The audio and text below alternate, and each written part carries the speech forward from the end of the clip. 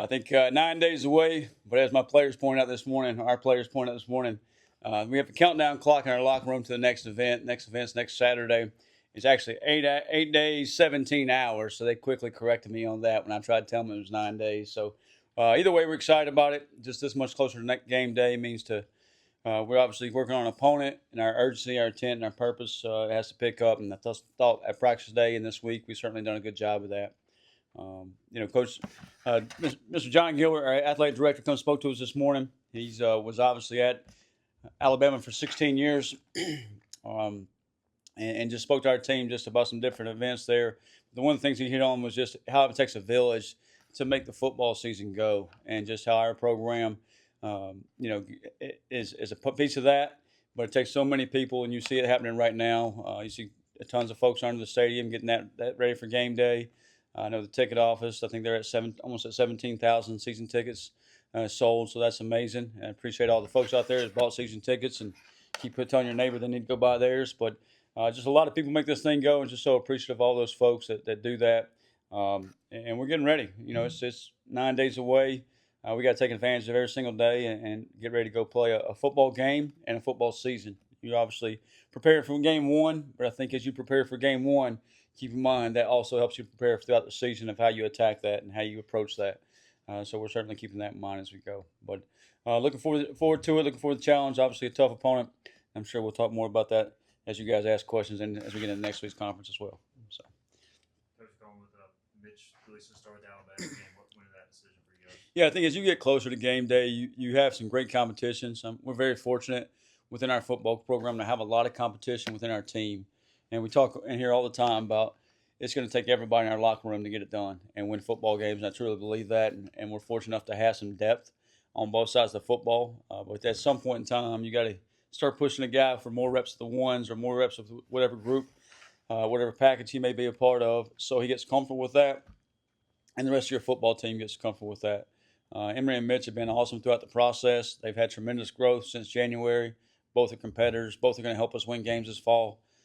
Very supportive of each other, and done some really good things. I think Mitch is probably a little bit more comfortable with the offense at this point, and that's really coming from his background, coming from Texas Tech, where it's similar terminology, similar offense, a lot of parallels there. So, but I think we can expect both of them, see them both early in the season here, both in game one, and then just kind of see how that process plays out. Just like I wouldn't tell our starting linebacker he's going to be the starter for 12 games. We're not going to do the same at quarterback. So we'll take that week by week and just see how we grow and see how we progress and see who gives us the best chance to win games. Your best linebacker may not be your best linebacker come week 10. We saw an example of that last year. I thought DJ Johnson wasn't a starter early in the season, and throughout the season he got better and better and better. And by the end of the season, I thought he might have been our best linebacker and was playing pretty well. So you got to keep that open mind to every position, and the quarterback position included.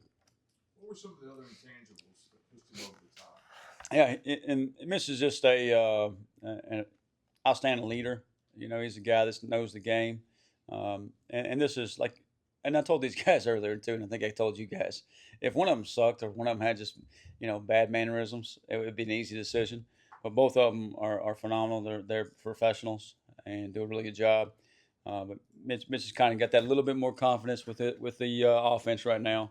Probably sets a little bit of difference there. But and I don't think we've seen Emory's best football either. I think he's got a lot in the tank that he can show us and put forward, and he'll have the opportunity at some point to do that as well.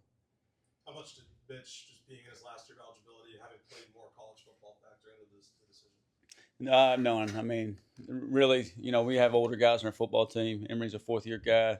Mitch is in his seventh year, and we got a lot of older guys. If we have a freshman that's good enough to walk in and be the guy, that freshman's going to be the guy. Whoever gives us the best chance to go win a football game at that moment, that time, that's who's going to be in the game.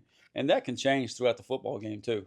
You're starting corner, you maybe get in the game, and hey, they're running the football to the boundary more, and he's not that guy. You need more of a run stopper there. You're going to rotate and pivot and make a change.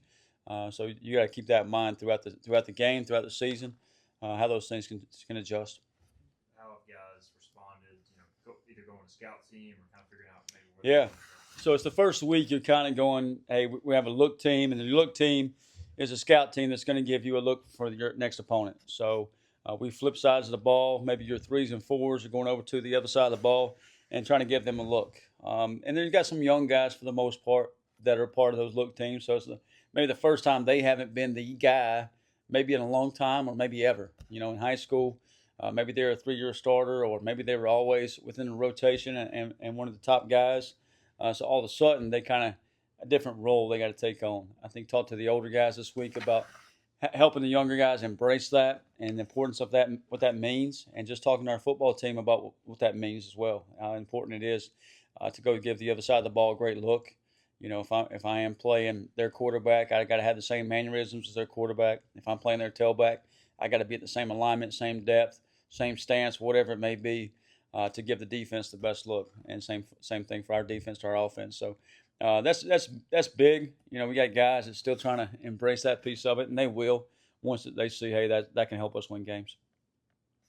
As far as installs go, how do you go about, how far along, percentage-wise, would you say you do stuff this week versus next week after specific? Yeah. I told our coaches we got to be very careful that we don't overload our players, especially game one, and don't allow them to go play fast. I think game one you can overload your guys, and they're thinking too much and they play slow. We have some good players. We're talented. We got to let them go play fast and do what they do. So we got to keep it simple. Monday, Tuesday, we put some portions of the game plan in. Wednesday, we took off and gave our coaching staff really a chance to sit back. Hey, what's really are we good at? What can we really do? What's kind of the fine tuning of the game plan? Kind of went back at that today. Next week, I don't want to add anything to it. I'd rather take away. Hey, here's something we may not call but once or twice. Let's take that away. That could slow us down. Let's give us an opportunity to play fast and go play the way we want to play. So I think that's what it's about. I said this last night to our staff. I said there's probably more staffs that sit around this week with a little extra time, a little free time, and try to do too much and get too cute and overload their players and really have a reverse effect of what they were trying to get done. So we got to be very cautious and guard against that. I noticed from talking to those guys at Media Day, a lot of teams in this situation could be very intimidated, but they seem very confident. And obviously, people outside of your building are not giving them much of a chance. How will they, suppress that? And also, congratulations, you coach on recruiting some really good human beings. All those guys are wonderful. Thank you for saying that. They're outstanding young men, and I'll just say that because I'm in front of the media. I say that because every single day I get to spend time with them. They're still young men, and they're going to make mistakes, but they're going to grow and learn from them. But we're also going to do things the right way. Yes, sir, no, sir. Yes, ma'am, no, ma'am. Hold the door open for people and treat people the right way. I think that's going to go a long way in life. And I do think that, those things, if you will be, the right people, I do think there will be some carryover to other aspects of your life as well. So, but, to us, it's really the man in the mirror every week that you're playing. We're playing a really good football team, very talented, done some big things, great tradition. Coaches play for national championship. All those things, you can look at and come up with a million reasons why you can't. But we got to look in the mirror and find reasons why we can. Reasons why we can be successful and why the Pirates can do what we can do. So we got to find that every single day. I taught our team this morning, you got to watch film, you got to study it, and you got to find a little thing here, a little thing there of how you can be successful, how we can move the ball down the field, or how we can get stops, or whatever it may be. Is that a cat screaming? Yeah. No. If you want my cat, it's still up for adoption. Oh, that's great. We have asked a ton about special teams. How's specifically the kicking game, punting competition, kicking competition going? Yeah. The kicking game, I would say, especially the punters, done a good job. Tommy's kind of taken off with the punts, hit some really good footballs, and continues to boom it. His timing's much better. I think a year ago he was still used to the Australian rules maybe, or never played a game of football and taking his time back there and reading all the wording on the side of the football before he punted it. Now he actually catches it and gets it off in good time. And so he's done a great job. Blake Shirley, the long snapper from Wofford, got here in June, has really stepped in and taken that role on and been exceptional there. Then the kicking situation, like the kickers are, Everett Scott continues to be the guy in the kickoff. I think his leg jumps out. He is going to be really good in his career. He's one of those guys that we hadn't redshirted at this point in time. So he was going into his junior year. Well, now he has 3 years of eligibility left. So excited about his future. Noah Perez and Andrew Conrad continue to battle it out. And I think, Andrew will have several good days. Then he might pull a kick to the left just a little bit. And then I thought Noah hit the ball really well today. So those continue to help us win football games, and we'll kind of give that a few more days and see where we're at with that position. Stepping forward in the running back room, how do you see that playing out as you go into the start? Yeah, the running back room has been a really deep room in that position. I talked a lot about DeJuan Lacey and Michael Allen, but the two that kind of stand out to me is Ashton Gray and T.J. Ingram. I think they both had some good scrimmages, some good practices, and they're both battle tested. You know, T.J. played for us a lot late in the season, ran the ball hard, does a good job of ball security for the most part. And then Ashton Gray did a really good job in the bowl game. So they've had carries under fire. They know what it takes to win in this league and understand our offense too. With the deep running back room, would you prefer to go by committee or have a primary back? Yeah, I don't think you can make it through a game in college football right now with just one guy or maybe two. I think you need several. You know, whether you play three or whether you play four, just kind of depends on the week maybe or what you're doing or what you're asking those guys to do. You know, if you're getting 5 out and getting the ball to them in space, you know, maybe you don't have to go quite as deep. If you're asking those guys to protect or carry the rock quite a bit, maybe you got to go a little bit deeper. So that can change from week to week. Michael Allen tweaked his hamstring that first scrimmage. Is he 100% now? He's working his way back. He's in practice. He's working his way back. Probably more of a game time decision for him, and we'll kind of see where that rolls. He's trending in the right direction. He's trending the right timing of it, but you never know too. And hamstrings can be iffy, you know, by how you recover. I feel good about the health of our roster. I think we'll have 99.9% of them available for next Saturday. He's one that's kind of questionable right now. If we were filling out the report that you had to fill out a couple days before, knock on wood, I hope our report never looks like Virginia's. Tight end was a position of strength last year. He got some new faces this year. It was found out Ishmael didn't start playing football until he was a senior in high school. How about that? Yeah. But what kind of weapon can he be for you? How's he doing? Yeah, Ishmael's awesome. His dad was all Big Ten, so I don't know why he waited so late to play football. He thought he was going to be a basketball player, and then I guess he realized like 6'2" is probably more of a guard than a power forward. He's got the power forward body. But he's done a really good job of just growing since he's been here. You know, started off his career at Nebraska, was at the FCS in Texas last year. At Nebraska, they'd moved into defense, thought he might be more of a defensive player. Wasn't really his personality. Went to the FCS school, played tight end last year, so he doesn't have a lot of snaps under his belt at the tight end position from a big picture perspective, high school, college, those things. Although he was there at the start of last year and done some things. So I think we're kind of just seeing the glimpse and pieces of what he can be. He's shown flashes that he can be a really good player and similar to what we had last year, but he's got to be more consistent with it, you know, and route running and those things and as a blocker. But he definitely has potential to get there, and just a guy that's gotten a lot better since the spring. We talk a lot of times about guys that come in, just kind of look average in the spring, and they make that jump. He's certainly one that's made that jump. Mason Brown continues to be solid in there.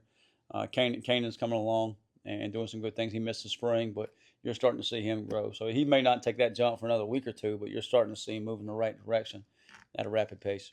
I believe you saw JD out there practicing today. What's the latest on that? How'd you like that jersey number? Yeah. Yeah, the class of 22s is still kind of day by day, hour by hour. Yeah, I think he's got some things that's coming up.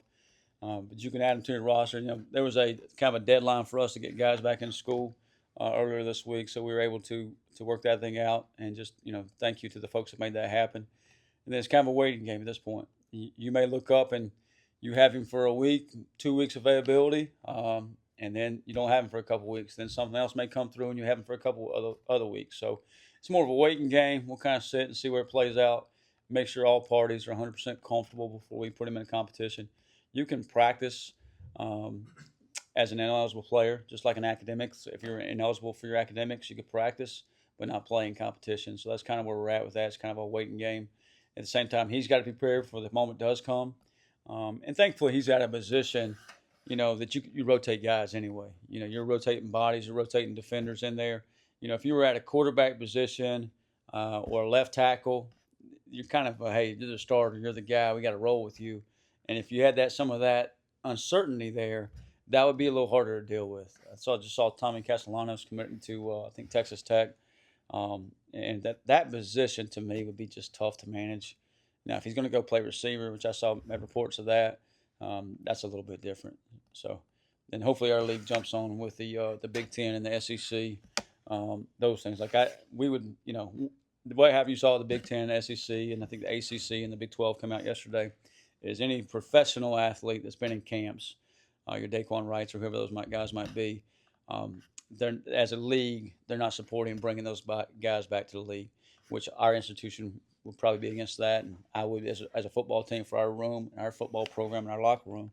I'm just hoping that our commissioner and our folks will jump on that as well, because obviously we don't want to take them. I don't want to play against them either. So I want some equal level playing field within our conference. I know there's one or two that probably would feel the other way. I just tell you how crazy college football is. And you got what you just said was insanity. Basically, we got a guy we can use him for maybe 2 weeks, and we can't use him for 2 weeks. Just when you thought you saw it all, Yeah, that's what I'm saying. You just add a little bit more to it.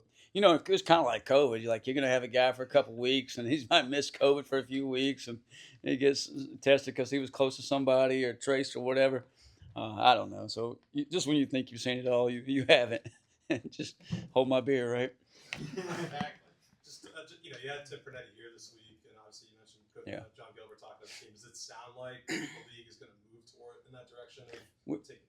Yeah, we haven't had that conversation. It's just I do look out there at some other schools within our conference. Kind of does give me a little bit of pause of like, would they take a guy? But we hadn't had that conversation. Knowing the commissioner and how he operates, I would say he falls in line with those other schools and with those other conferences. And I told our team this morning, and I told them the other day when Tim was here. We're blessed to have leadership within our university, leadership within our conference who are football guys, football driven, and blessed for that. Very thankful for that. Not like that everywhere.